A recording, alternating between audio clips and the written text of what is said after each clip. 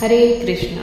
नमस्कार दोस्तों, अन्वी दिव्य भक्ति चैनल पे आप सभी का स्वागत है। तो शुरू करते हैं। अधिक मास महात्म्य के पहले अध्याय में हमने जाना था कि कैसे देवर्षि नारद ऋषियों के कल्याण के लिए बद्रिका आश्रम पहुंचे थे, और आज के इस दूसरे अध्याय में हम जानेंगे वो अद्भुत रहस्य कि आखिर इस महीने को मलमास क्यों कहा गया, क्यों इस महीने को समाज में दुत्कार मिला, और कैसे इसका दुख देखकर खुद ब्रह्मा जी को आगे आना पड़ा। इस कथा को पूरा सुनने से मनुष्य के जीवन में सभी सारे मानसिक कष्ट और अपमान दूर हो जाते हैं। तो अगर आप भी भगवान पुरुषोत्तम की कृपा पाना चाहते हैं तो वीडियो को बिना स्किप किए पूरा जरूर देखिएगा।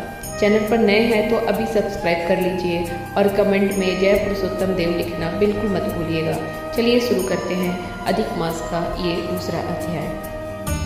प्राचीन समय की बात है। एक नगर में एक निर्धन ब्राह्मण रहता था और बहुत धार्मिक और भगवान विष्णु का परम भक्त था, लेकिन उसकी गरीबी समाप्त नहीं हो रही थी। ब्राह्मण प्रतिदिन पूजा पाठ करता, कथा सुनता और लोगों को धर्म का मार्ग बताता था।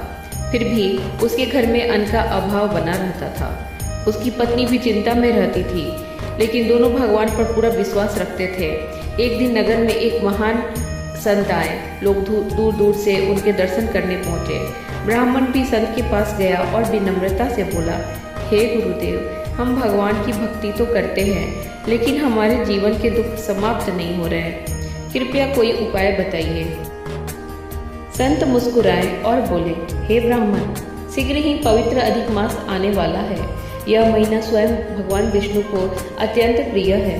यदि तुम श्रद्धा से अधिक मास का व्रत, दान और कथा श्रवण करोगे तो तुम्हारे सभी कष्ट दूर हो जाएंगे। ब्राह्मण ने संत की आज्ञा मान ली। जैसे ही अधिक मास प्रारंभ हुआ, ब्राह्मण और उसकी पत्नी प्रतिदिन सुबह नदी में स्नान करते, भगवान विष्णु की पूजा करते और दीप दान करते। वे गरीब होने के बावजूद अपनी सामर्थ्य के अनुसार दान भी करते थे। कभी किसी भूखे को भोजन कराते तो कभी जरूरतमंदों की सहायता करते।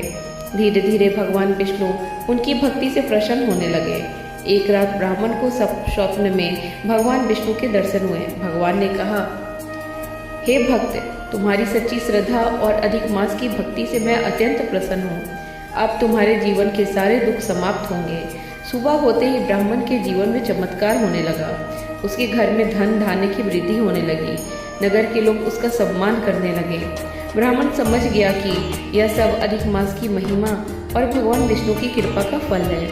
उस दिन से वह और भी अधिक श्रद्धा से भगवान की सेवा करने लगा और लोगों को अधिक मास का महत्व बताने लगा। इस कथा से हमें शिक्षा मिलती है कि सच्ची श्रद्धा, भक्ति और दान कभी व्यर्थ नहीं जाते। अधिक मास में भगवान विष्णु की पूजा करने से जीवन के कष्ट दूर होते हैं और सुख समृद्धि प्राप्त होती है। अगर आपको अधिक मास अध्याय 2 की यह पावन कथा पसंद आई हो तो वीडियो को लाइक करें, शेयर करें और चैनल को सब्सक्राइब जरूर करें। कमेंट में जय श्री हरि विष्णु जरूर लिखें। मिलते हैं अगली दिव्य कथा में। धन्यवाद।